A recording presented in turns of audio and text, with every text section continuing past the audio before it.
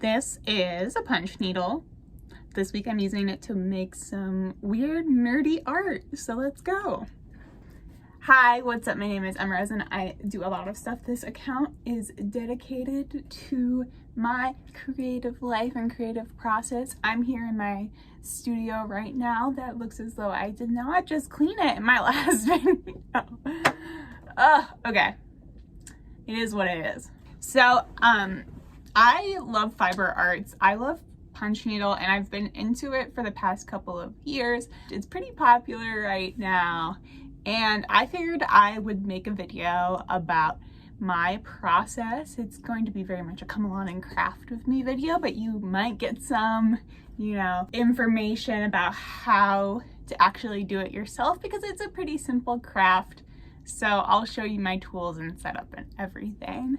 The pieces I'm working on, one of which may or may not end up in this video. I'm kind of on crunch time for a specific exhibition submission that I'm actually making these pieces for, but it's like so worth it. It's so right up my alley and it's about the art of the book. So I am obsessed with just like the idea of an open book and this like fluffy punch needle texture. I think it's kind of ironic because you can't actually turn the page, but it's actually still so tactile and physical, but in such a different way than books usually are. So we're getting a little high concept and artsy fartsy here. But my pieces are specifically about forbidden knowledge and that idea, and with some allusions to like the serpent. I have way too many videos on my phone. I knew this would happen. I ran out of space. Okay, I was saying my two pieces are about forbidden knowledge and like the serpent, Garden of Eden myth with the apple, with some allusions to that. It's not like super biblical by any means. It's mostly just about like knowledge sometimes being scary. We're going high concept here. I hope you'll come along with me for this kind of stuff. But that's what I'm doing. Let's get my yarn. So as I work on this project, let me talk you through the main steps, sort of like a loosey-goosey tutorial. I'm starting by removing the excess fabric from my last project from my frame. It was stapled on there. Basically, that's just a picture frame I use. I got that frame from a thrift store. It's a good size for most of my projects. Now this fabric here is called monk's cloth. I'll put some links about it down below. Now I'm printing off my template. I used Procreate to make this design, but I flipped it. So all the text you're seeing is backwards right now. And right here, I was testing to see if it fit in my frame nicely. I wanted it to take up most of the space while leaving some wiggle room around the edges. It was looking good. Typically with punch needle, the back side of the work is facing you. That's why the image is inverted. It'll make more sense in a little bit. So I taped that all together and then I started adding the monk's cloth onto my frame. And I always just use my handheld staple gun for this. You want it to be pretty taut, so when you tap, tap, tap on it, it feels like a drum. If you've ever used an embroidery hoop before, it's a similar feeling. And then I had it all prepped and ready and I taped that template onto the surface. You can kind of see the light shining through already, and I used just my window as kind of a pseudo light box moment here. And so remember, the back side of the project is facing me and I used a marker to trace over that design.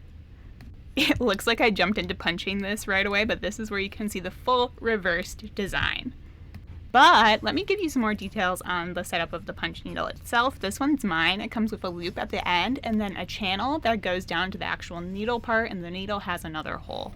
You put the yarn up through the hole at the base of the needle, down the channel, and through the actual pointy part. Pause this if you want to take a closer look at this whole setup. Some needles don't have this open channel and require threaders, but personally I prefer this method. It's just a little simpler. And then I punched for hours, days even. You may be looking at this and wondering, how does the yarn stay in there? And that is a question basically everyone has when they start punch needling. They're like, is it magic? There is no way this is actually going to stay. But basically what you're doing is creating tiny loops that are all very close next to each other, but they're clamped in by that nice weave of the monk's cloth. So through the sheer force of the friction in the cotton backing and the yarn all kind of standing up next to each other, you get these little tufts that you can totally remove with your hands, but they're not just going to come out on their own. It's pretty cool. It's for your YouTubes? It's for your YouTube! You're helping with my YouTube. Oh my goodness! Are you keeping this in? Maybe. It's very cute. At least to me. It's cute to me too. You're holding my yarn. Oh, sorry. I feel like it's kind of boring on video with me doing all the white, but I don't know. I think it's is it visible? imitative. Yeah. Do you have any parting thoughts? Oof, parting thoughts. Do it a little bit longer because we're getting a different angle in case you want it. I don't really have many parting thoughts. I want to show the back of it, but then they'll see you in your spandex shorts. I don't know if that's okay. Yeah, it's kind of an intimate angle. Here it comes.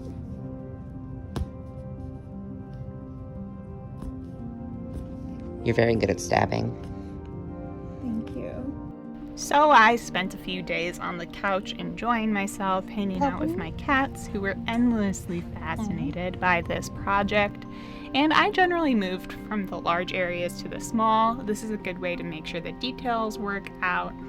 It's also just nice to get the big areas out of the way. When you're ready to trim the yarn, you push the needle to the front side and you leave a tail, and then you can just trim that tail really close to the work. Now I'm moving in on some of the really cool details like this bookmark, which I'm really excited to use the sparkly yarn on. Here's how it looks right after I punched it. There are some details that need sorting out around the edges, but I'll go into that more. So right now this looks like nothing, but I'm gonna sort it out and then it'll be my little snake. Okay, here it is now, much more snake-like, and I made the tail a little bit longer. So basically the loops kind of get tangled when you first punch them, especially when you're working with such fine little detailed areas, and you go in and between some like rearranging and then a little bit of trimming, like I'll probably trim this a little bit more, it works out. I'm gonna give this guy eyes in this color. I'm either gonna make little French knots or I'm gonna see if I can just punch them. Let's see. Ta-da! I just punched like a single stitch right there and right there from this side and then trimmed it. The face needs a little bit of work, but that comes later after I finish everything. Whee! I think I'm gonna be able to finish this today. So I'm working on my last color, and believe it or not, it's all going to appear within here. So all of the white tufts are basically covering the spaces. If you move them a little bit, you can almost like see the areas, but you know, it's yarn, it kind of spreads to accommodate the space, but then when the fibers go in to these gaps, they're gonna push these fibers, the white ones, more upright, and then it'll look more like this, and they'll all be kind of packed together. And as you can see, there are some little areas, especially at the edges of shapes where things get kind of tangled. So those loops are kind of entwined together, and I just use the tip of the punch needle to sort things out as much as I can, right? And then there is like some trimming that I do to shape things up because it's not perfectly even. It's hand punched, and so I even some stuff out, and I also kind of like bevel the edges of certain shapes to make them more distinct, but that will be later.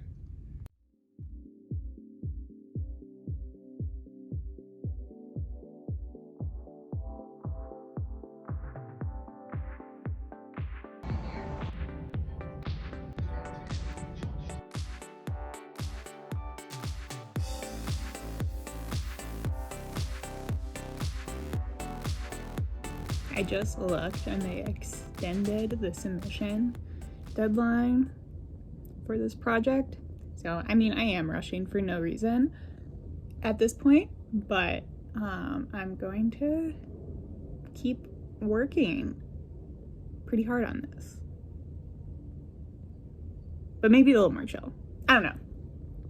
Okay, hi. The lighting situation could be so much better for this shot, but you'll win some, you'll lose some. I think you'll still be able to see me. So, we're working on some of the final steps for completing this here. So I need to take it off the frame. I'm just going to cut it off.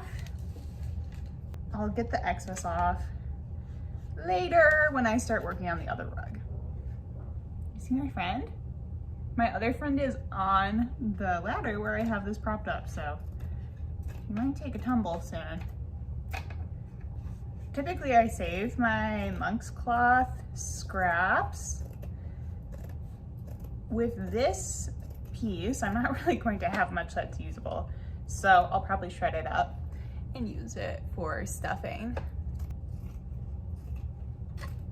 Okay, now that that is off, let's take another look at it. Pretty good stuff. It's not too warped or anything. Okay, but it's gonna look even better once I finish gluing it and trimming it. You may notice I'm sitting next to my air purifier, and I'm actually gonna grab a mask because of this next step. So I use industrial carpet adhesive for the backing of my rugs these days, and it just smells so bad. There are a few like different numbers from this brand. This one's indoor outdoor, and that might be why it smells like so bad. I probably could have just gotten indoor carpet glue, but I don't think you can get it in like a small container. So I'm like really sensitive today, so I'm going to wear a mask. I'm filming this like a couple days after that whole Canadian wildfire situation hit New York City, and it made it all the way down like the eastern seaboard to Atlanta. Obviously it was more diffuse, but it still managed to get me pretty good because it's also super humid and pollen and just a lot of things. So I take a big scoop and I basically go for it. This does not need to be thick at all because it's so strong.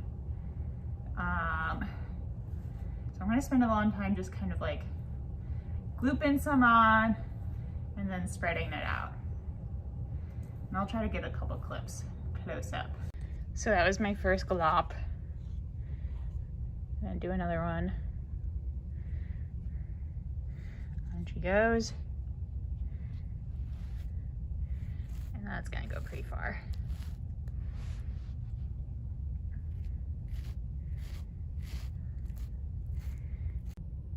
Okay, all the way up to the edges. And now I'm going to basically wrap the raw edge over. You have to make little slots to get it around all the corners. So now it looks like this. It's all turned over. Hello, we're back. Same spot, different day, same rug. It's glued on. It's not going anywhere, but it is still curing. I'm just gonna cut the felt off, I think, and then, gosh, I really want to completely finalize it, but I think I'm gonna give it like another 24 hours of curing before I totally do the trimming and putting the hanging fixtures on the back and putting my signature on the back. I have a fun idea for that. Hopefully it turns out. Okay. So basically, you know, just gonna take my sharp scissors and get really close to the backing under here. That's the other cat. All right, I'll be back when this is trimmed up. Okay, there are a few little oopsies on the back, like the glue is bleeding through the felt, and I seriously thought this would flatten out, but I guess it didn't. I'm trying not to be too pressed about it. It'll look better when I have like my little insignia here. And then there are some little like pieces of the yarn that got stuck in the glue. Like right there. So I have some touch-ups to do, but like I said, I'm going to keep leaving it to cure for another 24 hours. So here's reg number 1, the one you saw me working on for most of this video. And here is reg number 2, the bonus one. Even though I consider it bonus because it's a lot smaller, but it was still, you know, a good amount of time. These were very time consuming compared to my initial estimates, but I think they're just so fun and they really share my love of reading and books, and also this kind of interesting concept of forbidden knowledge. I really hope I get to share them with more people this year for the show that I'm submitting them to. In the meantime, I feel like I'm going to be on a little bit of a punch meal kick for a while, so you might see me making more of those either here or on my other social channels at @mrosearrett. If you'd like to subscribe, definitely hit that button down below. It helps me out a huge amount to know what people are interested in and what makes them stick around. I make a variety of writing and artsy content and bookish content, so if you're in that world in any way and you'd like to see more, I'd love to have you here. Alrighty. Thanks so much for watching. Until next time, this is Rose. Bye!